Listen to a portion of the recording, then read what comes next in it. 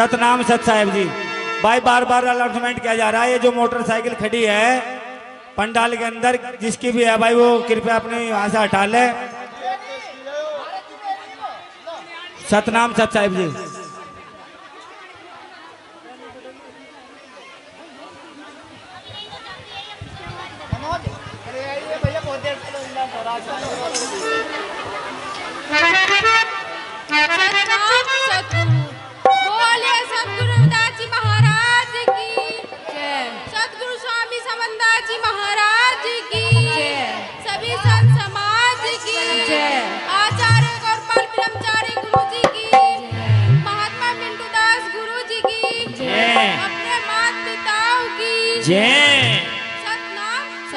सत साहेब बेटे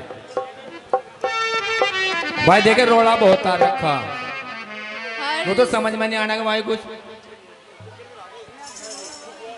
सतगुरु की प्यारी साथ संगत, आज का ये सत्संग ग्राम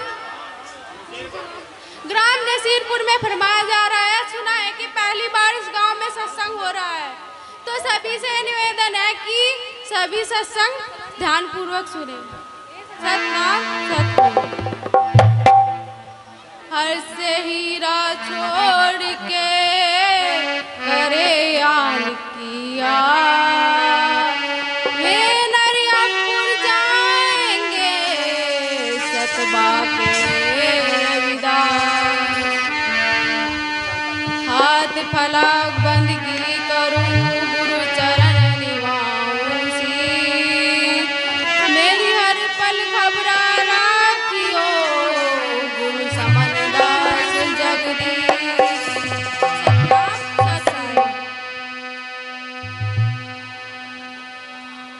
इसी फिकर में मीरा हुई है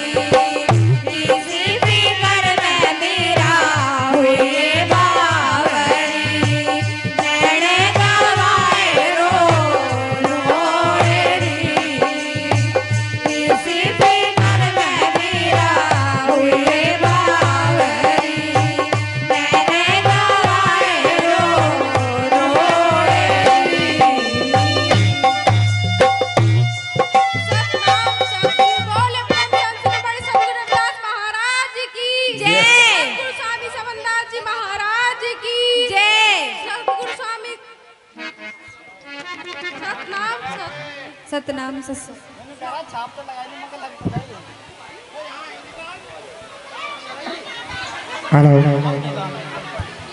आओ जी संचालक साहब। अब आपके सामने आ रही है कुमारी मनीषा का नाम 38 है।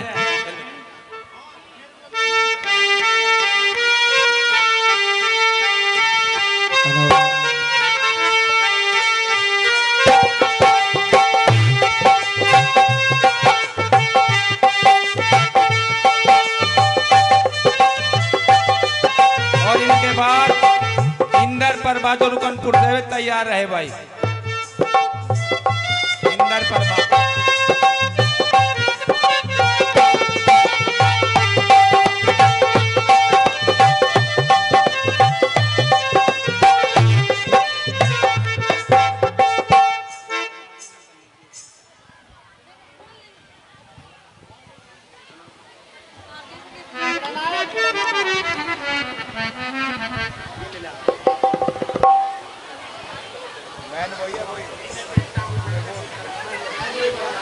भारत जी तेल निकल रहा है, कपड़े भेजिए ईमानदार से।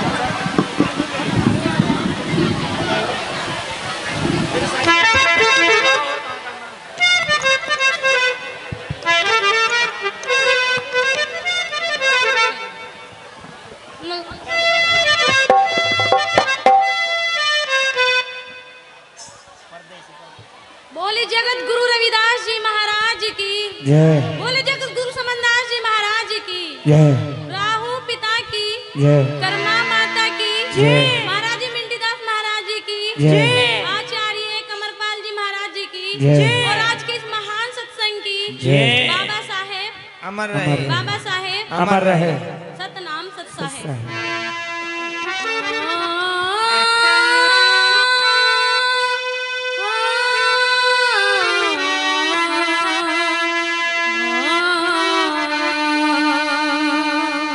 गुरुदेव तू ही आज भी तेरी आस है, गुरु कल भी तेरी आस, शरण तोरी लागी रहूं, गुरु समन दास महाराज, गुरु समन दाता नहीं, मेरा जगे में उभारण हार, लज्जा सबकी राखियो, गुरु समन दास महाराज। सतनाम सत साहेब। सतनाम भाई। मेरा रंग दो गुरु जी चौला सतनाम के लिए, मेरा रंग चौला सतनाम के लिए, लो तन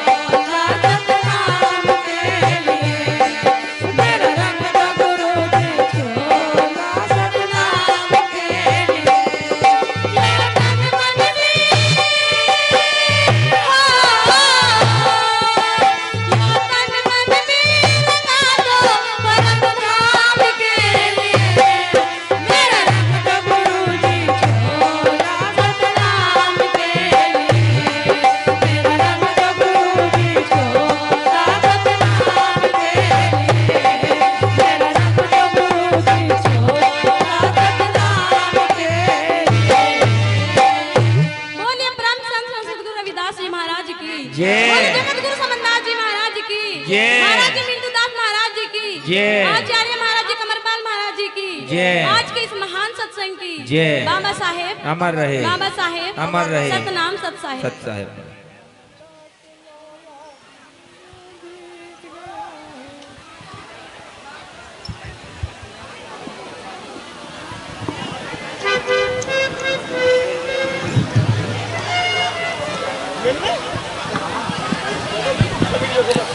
सतनाम सत साहेब जी। देखिए अभी मनीषा ने जो अंतिस है, गुरुजी रंगा दो चोला सतनाम के लिए। मतलब हम ये चोला है, ये चोला कौन सा है? ये शरीर को चोला कह रही या इन कपड़ों को चोला कह रही? तो गुरु प्रेमी समझना होगा ये चोला क्या है। चोला है मन चित बुद्धि अहंकार। कहीं पर चोला आता है पानियों के अंदर, कहीं पर चुनरी आती है। जैसे चुनरी 4 कोणों की होती है, चोला 4 कोणों का आता है। तो मन चित बुद्धि अहंकार हमको ये रंगना है। ये गुरु में अगर रंग जाए हमारे, तो हमारा अहंकार खत्म हो जाएगा। हमको अपने चित्त जो इसमें लगाना है। छपरोली से क्या नाम है?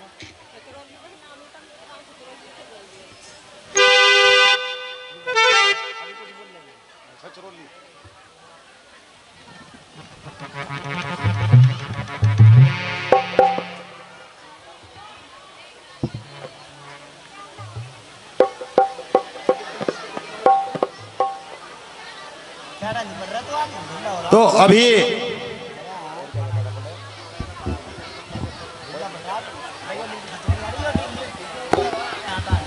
इसके बाद इंदु प्रभा रुकनपुर से 2 साकी 1 बाणी आ जाओ।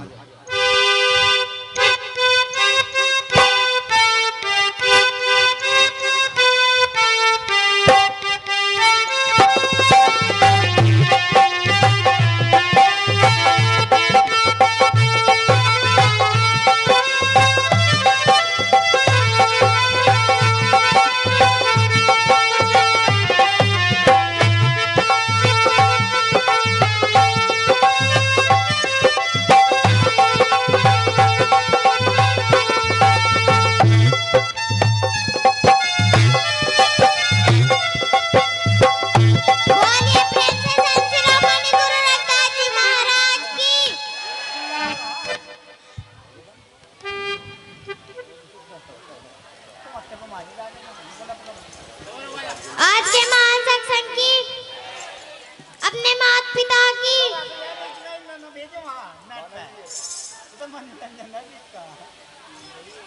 नमो नमो गुरुदेव जी, धरू चरण में शीस, मेरी पल पल खबरा ले लियो, स्वामी समन्दास जगदीश।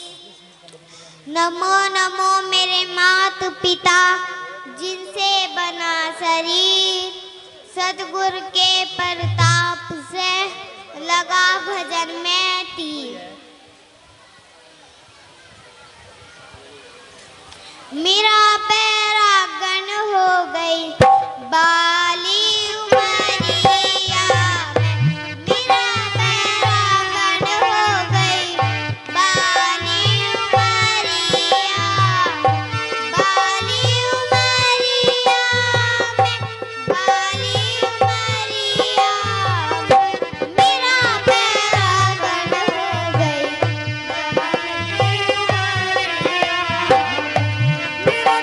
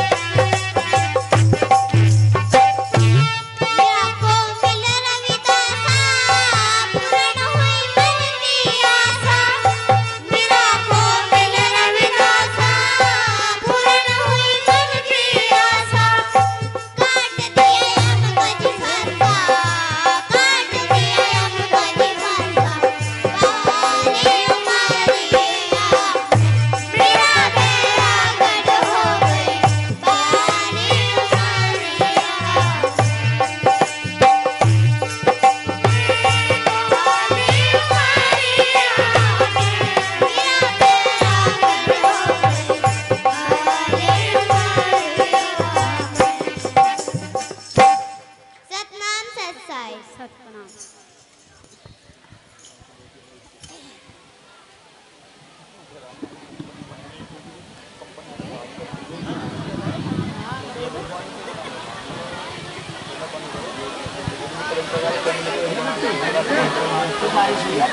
मिलेगी तुझे सतनाम सत साहब जी। देखिए भाई, एक जरूरी सूचना सुनिए। 24 तारीख का, आने वाली 24 तारीख का ग्राम सूजड़ के अंदर महासत्संग होने जा रहा है। तो मेरी सभी गुरु प्रेमी से हाथ जोड़ के विनती है कि ज़्यादा से ज़्यादा संख्या में जाकर अपना सत्संग की शोभा बढ़ाए और धर्म लाभ कमाए। सतनाम सत साहब जी। और कल यानी 17 तारीख को ग्राम ददेड़ू के अंदर सत्संग का प्रोग्राम है। वहां भी ज्यादा से ज्यादा संख्या में जाके अपना धर्म लाभ कमाए। सतनाम सत साहब। अभी हमारे बीच में बहुत ही मान सम्मान के योग्य बहुजन एकता संघर्ष समिति के राष्ट्रीय अध्यक्ष श्री विपिन कैमरी जी आए हुए हैं। तो मैं इनसे विनती करता हूं कि 5-7 मिनट का टाइम ही है, ज्यादा तो है नहीं क्योंकि हमारे पास वक्त बहुत है। तो अपना कम से कम समय में अपने विचार रखें और इनके विचार सुनिए। देखिए गुरु प्रेमियों, हमारे समाज को जगाने के लिए करीब 650 संस्थाएं लगी हुई हैं और हमारे महापुरुष भी बहुत संघर्ष करते हुए हैं और संघर्षवादी है हम लोग। लेकिन फिर भी पता नहीं क्यों, क्या हमारे अंदर क्या कमी है ऐसी कि फिर भी हमारा समाज नहीं सुधरने में आ रहा। अगर हम इनकी बातों को सुनकर उनके ऊपर विचार करें और उनको अमल में लाए और तो वो दिन दूर नहीं कि जो हम क्या ना अगर इस देश के प्रधानमंत्री ना बने। लेकिन जब तक हम एक दूसरे के आपस में एक दूसरे भाई की टांग खींचते रहेंगे तब तक हमारा कुछ नहीं हो सकता। हम दूसरों की टांग नहीं खींचने का, हम अपने भाई को खींचते हैं। बोला 2 रोटी क्यों खा रहा, इसका काम अच्छा क्यों चल रहा, अगर वो अपनी मेहनत से ऊपर उठता भी है। तो हमारे अंदर सबसे बड़ी कमी यही है। अभी हमारे बीच में विपिन कैमरी जी बहुजन एकता संघर्ष समिति के राष्ट्रीय अध्यक्ष जी हैं। तो हम इनका तहे दिल से स्वागत करते हैं। ये अपने विचार रखेंगे, तो इनका विचार सुनिए। सतनाम सत साहब जी।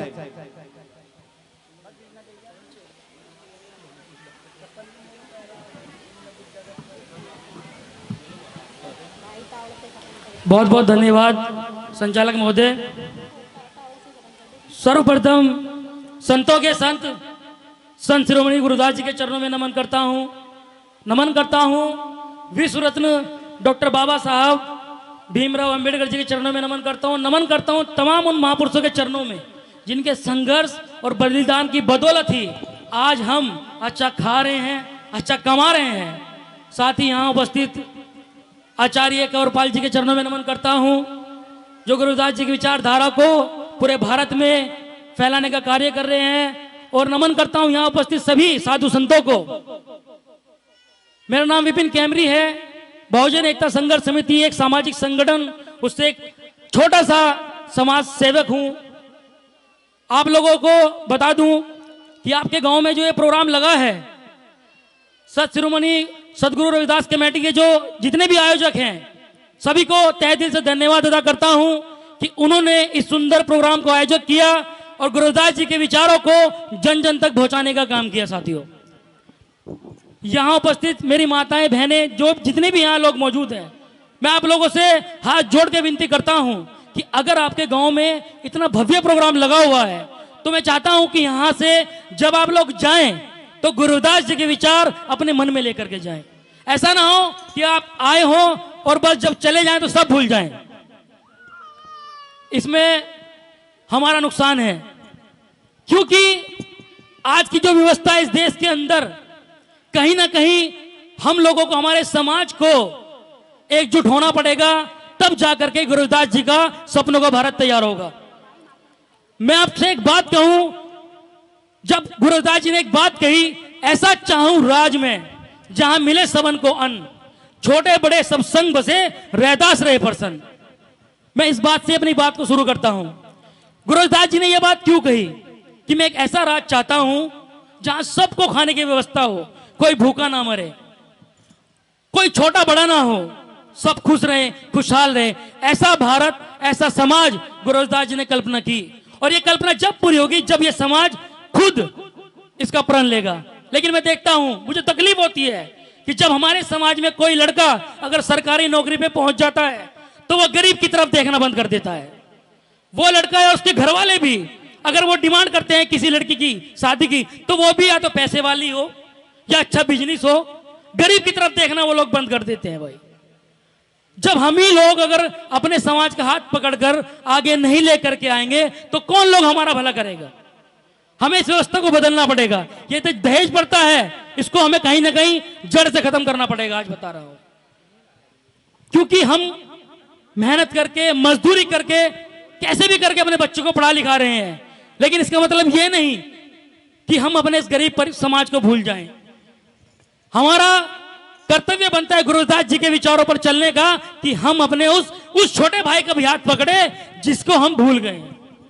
मैं तो देखता हूं कि बहुत समाज में तो ऐसे लोग हैं जो अपने आप को चमार कहलाना पसंद नहीं करते। भाई बड़ी बड़ी नौकरी पर पहुंचने के बाद कहते हैं हम तो जी अन्य बिरादरी से। बहुत लोगों को जानता हूं, तकलीफ होती है। अरे अगर आपको गुरुदास जी का वंशज नहीं कहना तो नालायक हो फिर आप, क्योंकि गुरुदास जी के विचारों से, उनकी वाणियों से, बाबा साहब के आशीर्वाद से ही, उनके संविधान से ही ये नौकरी आपको मिली है। आज हमारे समाज में मैं देखो कड़वी बात कहकर के आपके बीच जा रहा हूं, लेकिन कड़वी जो दवाई होती है असर ज्यादा करती है। हमारे समाज की कुछ महिलाएं, सभी को मैं नहीं कहूंगा, कुछ महिलाएं मनुवादी प्रथा को इस कदर ढो रही हैं कि अगर पूरी जो मेहनत हो रही है, पूरे दिन की जो कमाई है, पूरे महीने की जो कमाई है, उसको आडंबर पाखंडवाद में, पूजा पाठ में खत्म कर दे रही है। मेहनत इस देश के अंदर सबसे ज्यादा मेहनत करने वाले हम, मजदूरी करने वाले हम, खेत के अंदर सबसे ज्यादा मेहनत हम करें, मकान हम बनाएं, दूर दूर जाकर के ईंट हम पात रहे, भट्टों पे जाकर के पूरी मेहनत कर रहे पूरे साल। लेकिन जब मैं देखता हूं वो अपने बच्चों को पढ़ा रहे हैं किसी सरकारी स्कूल में, उनसे पूछता हूं कि भाई अपने बच्चों को आप सरकारी में क्यों पढ़ा रहे हो, तो वो कहते हैं कि भैया गरीब हैं, पैसा ही नहीं है हमारे पास। लेकिन जब मैं हिसाब लगाता हूं उन लोगों का जो मुझे कहते हैं कि पैसा नहीं है, गरीब हूं, तो एक महीने की 4 से 5,000 रुपए की दारू वो पी जाते हैं। क्यों कह रहा हूं आप लोगों के बीच ये बात कड़वी है? क्योंकि जब तक तुम खुद नहीं सुधरोगे तो आपको कोई दूसरा नहीं सुधार सकता। आपको खुद सुधरना पड़ेगा। इस मुजफ्फरनगर के अंदर कोई भी स्कूल ऐसा नहीं है जिसकी फीस 2 या 3,000 रुपए महीना हो। अगर है तो मुझे बताओ। लेकिन फिर भी हम अपने बच्चों को सरकारी में भेज रहे हैं। वो पढ़ थोड़े ना वहां पे, वो सिर्फ 12 बजे का इंतजार कर रहा है कि 12 बजे मुझे खिचड़ी मिलेगी। वो खिचड़ी का इंतजार कर रहा बस।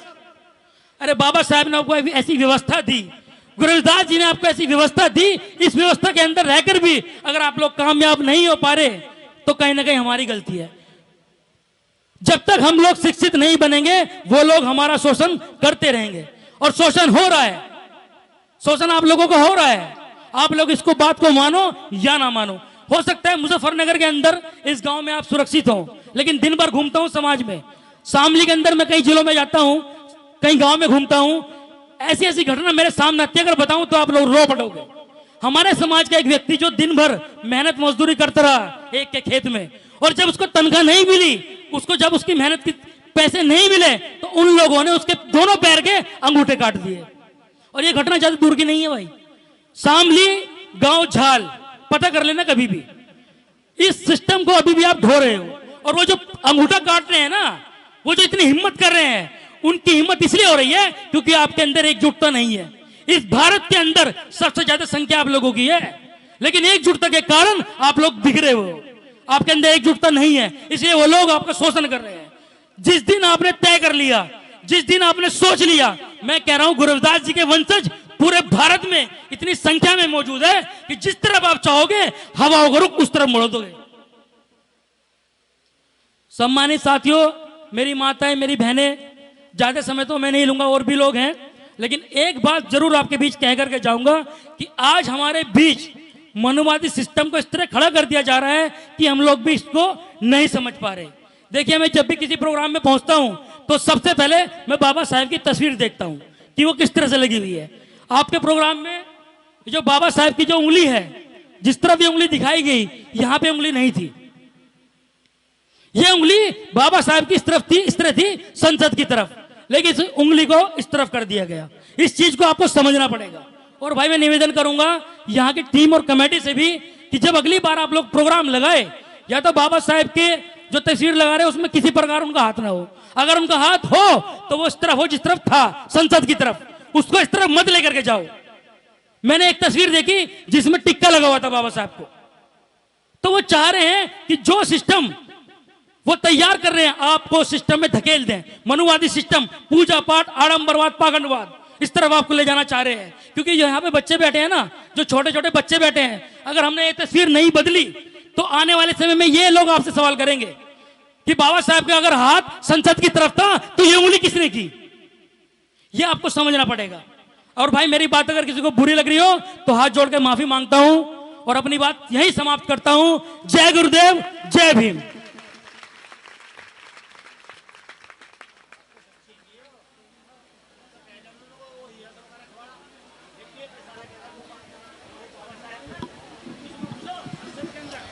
सतनाम सत साहेब भाई, ये थे विपिन कैमरे। आपने इनके विचार सुने। देखिए हमारे समाज के अंदर ये अपना समय भी खो रहे हैं, अपना किराया भी लगा रहे हैं इस समाज के लिए, लेकिन हम इनकी बात को नहीं मानते, इसलिए हम धोखा खा रहे हैं। जिस दिन हम अमल कर जाएंगे तो समझो हमारा सुधार हो जाएगा। कहा कि इतनी बड़ी जनसंख्या होने के बावजूद भी फिर भी हम पीछे हैं। गुरु रविदास महाराज जी ने कहा, सत्संगत मिली रहो साधो जैसे मधु पे मखीरा।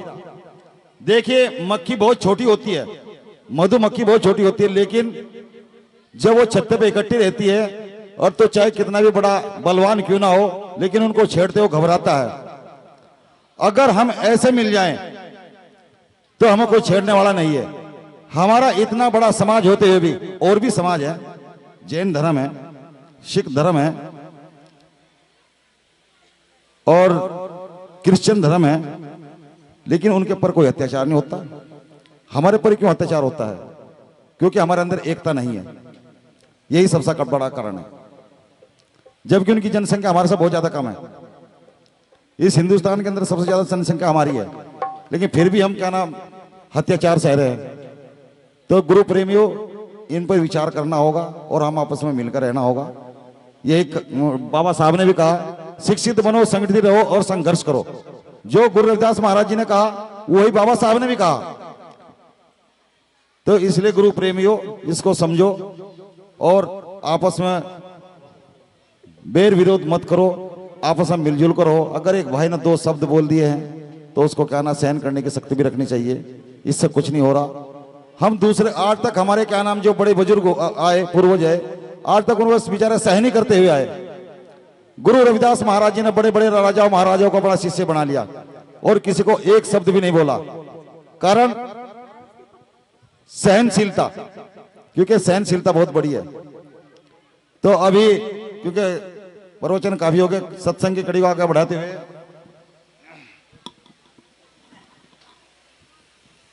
अभी ग्राम मांडी से किसका नाम बोलता पहले? ठीक है यहाँ से तैयार है। अच्छा नाम नहीं बोला, ठीक है चलो। तो ये राजगली है रुकनपुर से, ये आए 2 साखी और 1 पानी के साथ। उसके बाद जो है निहाल भूपखेड़ी से जो अपने ढोलक मास्टर हैं वो तैयार रहेंगे। सतनाम सत साहेब जी। Hello hello